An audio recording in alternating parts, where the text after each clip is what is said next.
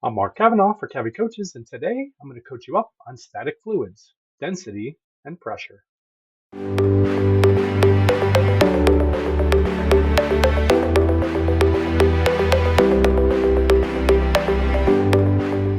So in this set of videos, we're going to have an introduction to fluids. Static fluids are what we're going to talk about in this specific video, density and pressure. So first off, what is a fluid? So a fluid is a material that flows in response to an applied force. Gases and liquids are examples of fluids that will be discussed in this unit. So the air is a fluid, as well as water flowing through pipes. Those are all both considered fluids. Static fluids are what we're going to talk about in this. That's the study of stationary fluids. So if you just had a sink full of water, that's a stationary fluid. Fluid dynamics is the study of fluids in motion, so the air moving when there's wind or water flowing through pipes.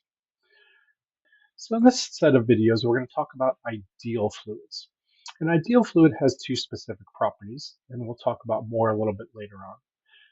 But a fluid is incompressible. This means that no matter the force that's applied, the fluid's volume will not change, which means the density doesn't change. And the second part of that is that there's no resistance to flow. This is known as viscosity or internal friction in the stickiness of the fluid. So some examples of low viscous fluids would be rubbing alcohol or water, and high viscous fluids would be honey, syrup, or molasses, something that's really sticky. Gives you a good visual of what the viscosity of a fluid represents. So we're going to talk about density first. So density is the amount of mass per unit volume. You probably learned about density in a chemistry class, but in the symbol for physics, we're going to use the Greek letter rho to represent the density. And in physics, density is going to be measured in units of kilograms per meter cubed. So rho represents the density in kilogram meter cubed. That's going to equal mass divided by volume. Mass is in kilograms and the volume is in meters cubed. You probably used milliliters or cubic centimeters in chemistry, but in physics, we're going to use meters cubed for volume and kilograms for mass. So we're going to learn some unit conversions since you're probably familiar with other unit forms. So first off, volume, 1 cubic centimeter is equal to 1 milliliter. They're the same unit of measurement, which means if we convert from milliliters to liters, that means 1,000 cubic centimeters is 1 liter. And mass, we know that 1,000 grams is equal to 1 kilogram. So we're going to leave these on the screen as we do some unit conversions. So first thing we're going to do is convert cubic centimeters to cubic meters. Now you might know how to convert centimeters to meters, but do you know how to convert cubic centimeters to cubic meters? So 1 cubic centimeter, what we're going to do is we're going to do what's called the factor label method, and we're going to multiply. We know there's in 1 meter, there's 100 centimeters, but that only cancels out one of the centimeters, so we're going to have to do that 3 times. So the reason we do it 3 times is we have cubic centimeters. That's going to cancel out with each of those 3 centimeters in the denominators. Then we're going to multiply across on the top and bottom, which gives us 1 cubic meter divided by 1 times 10 to the 6th, which means that 1 cubic centimeter is equal to 1 times 10 to the negative 6 cubic meters. And we're going to use this unit of conversion a little bit later on in this video. So we need to remember that 1 cubic centimeter is equal to 1 times 10 to the negative 6 cubic meters. Or we can also remember that to convert from cubic centimeters to cubic meters, you just move the decimal to the left 6 places. Another easy way to remember this is when we're doing centimeters cubed to meters cubed, we know centimeters to meters is 2 decimal places, but the exponent is 3, so 2 times 3, that gives us 6. That's how many decimal places we need to move to the left, is 6 places. Now let's convert liters to cubic meters. So we can see from the volume that 1 liter is equal to 1,000 cubic centimeters. So we're going to do the same process, is convert 1,000 cubic centimeters into cubic meters. So we multiply again by 1 meter over 100 centimeters 3 times so that the centimeters will all cancel out. And then we multiply across the top, which is 1,000, and on the bottom we get 1 times 10 to the 6th. And then when we simplify that, we get 1 times 10 to the negative 3rd cubic meters, which tells us that to convert from liters to cubic meters, we need to move the decimal 3 places to the left to convert from liters to cubic meters. The last conversion we're going to do is converting a density. So the density of water from grams per cubic centimeter, which is the unit you're probably familiar with for density, to kilograms per meters cubed. So we know that the density of water is 1 gram per cubic centimeter, 1 gram per milliliter. So we're going to do the same conversions that we did previously.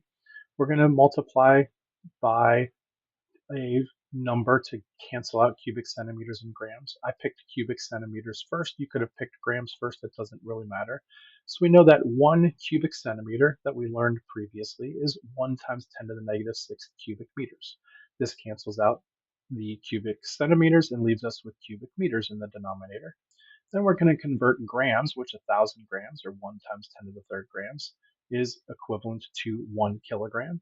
And we write the 1,000 grams in the denominator because we want the grams to cancel out with the numerator. So that gives us 1 kilogram on top and meters cubed on the bottom as our unit. And then we just multiply straight across. We have 1 on the top. And on the denominator, we have 1 times 10 to the negative third. So simplifying this, we can bring the 10 to the negative third to the numerator and make it positive, and that's 1 times 10 to the third kilograms meters cubed, or 1 gram per cubic centimeter is 1,000 kilograms per cubic meter. This means that to convert from grams per cubic centimeter to kilograms per cubic meter, we just multiply by 1,000. To convert from one density in grams per cubic centimeter to the other in kilograms per meters cubed. So now we're going to talk about pressure of a fluid. So pressure is defined as the force per unit area. Pressure is denoted with a capital P, and it's measured in a unit of pascals. And it's force per unit area, so that's force, and a force we know is measured in newtons, and that's divided by area, and area is measured in square meters, which means that Pascal is defined as a newton per square meter. So that is what the unit of Pascal of pressure is. So the pressure of a fluid is exerted in all directions. So that's like the air pressure that's pushing on you or any object, or if you're submerged in water, water has pressure acting on you, as you can feel the pressure change in your eardrums. And that force that causes pressure from a fluid on a surface is always normal or perpendicular to the surface, like the normal force. Normal means perpendicular. The pressure on an object is equal at equal depths in that fluid, and the pressure increases with increasing depth. So when you have more water above you, there's more pressure.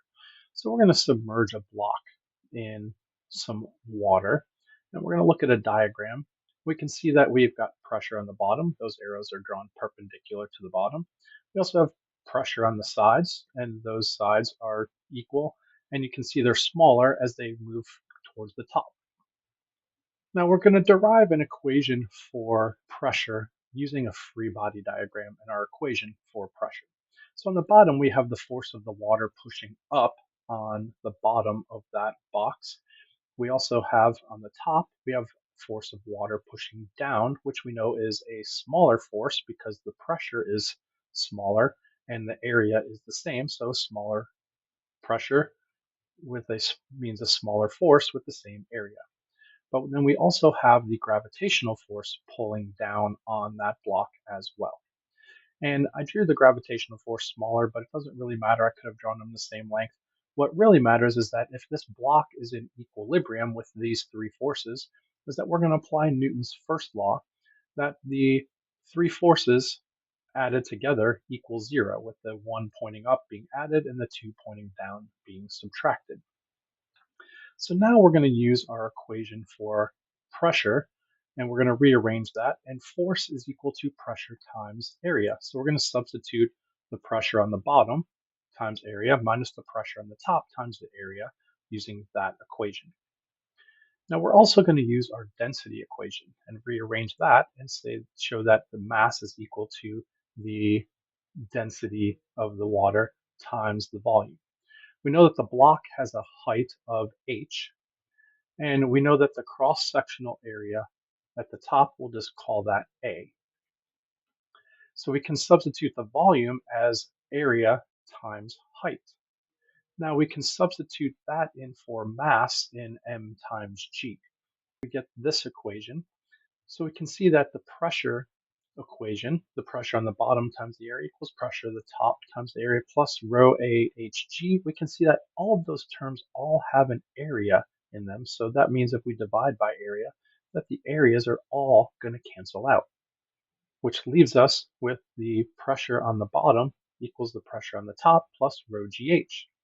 But that pressure on the top is really the pressure of the top of the fluid, and that H is really the depth of the fluid. So this gives us an equation for the overall pressure at any height, and that pressure is going to equal a P naught plus rho gh. And what is P naught? Well, P naught is the air pressure that's pushing down on the water, and then the water pushing on the block. So we have to take into account both the air pressure at the top as well as the fluid pressure, and this is known as absolute pressure. So the absolute pressure is calculated by taking P naught, which is the pressure of the atmosphere, plus rho gh, where P is the pressure in pascals, P naught is the pressure at the top of the fluid in pascals. Most times this is going to be standard pressure, which is 1 times 10 to the fifth pascals, or 100,000 pascals. The rho is the density of the fluid, g is the acceleration due to gravity of 9.8 meters per second squared, and h is the depth of the fluid measured in meters.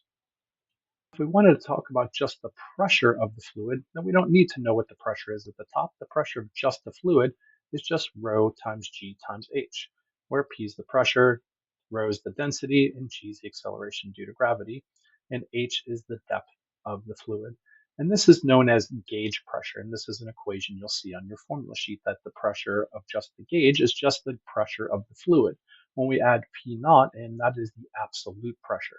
So if you're asked for gauge pressure, this is the equation. If you're asked for absolute pressure, you have to add in the air pressure pushing down, or whatever is pushing down on the fluid as well. So let's look at an example problem. So we've got this piston that's sitting on top of this fluid, and we want to know what the pressure is at position B. So to find the absolute pressure at position B, we know that it's at the same height. So pressure is the same at the same depth.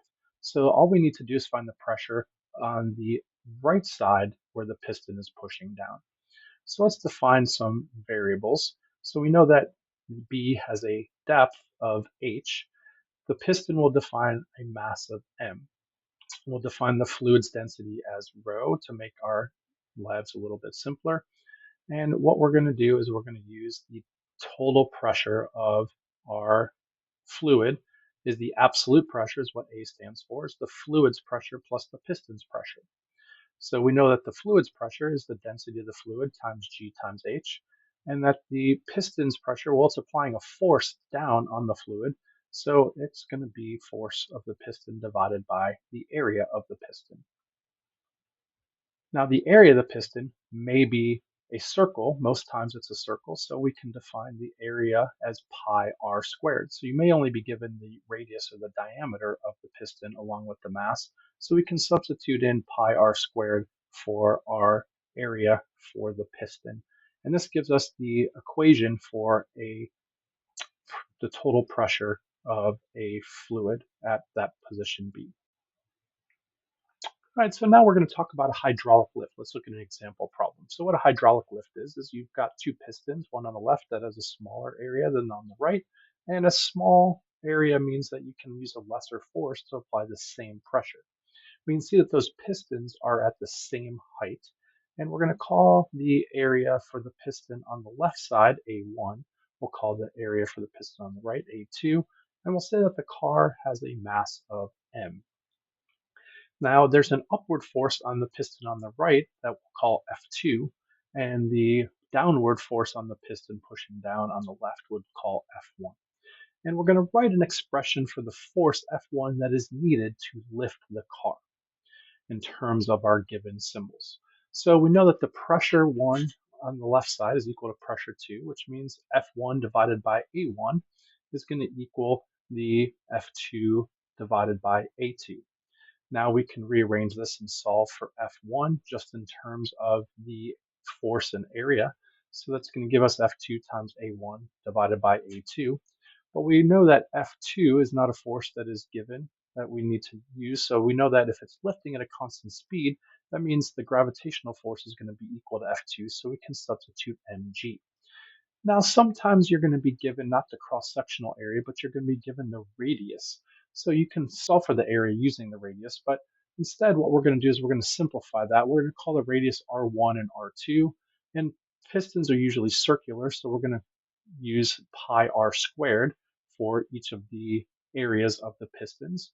And you can see in our equation that we have pi in the numerator and denominator, so those are going to go ahead and cancel out, and that simplifies to mg r1 squared divided by r2 squared, and that would be the force that's required to lift the car up into the air. So this is an introduction to static fluids with density and pressure. I hope this was helpful, and I hope you have a great day and an even better tomorrow. If you found this video helpful, click the like button down below, subscribe to my channel, Cabby Coaches, and follow me on Instagram and X at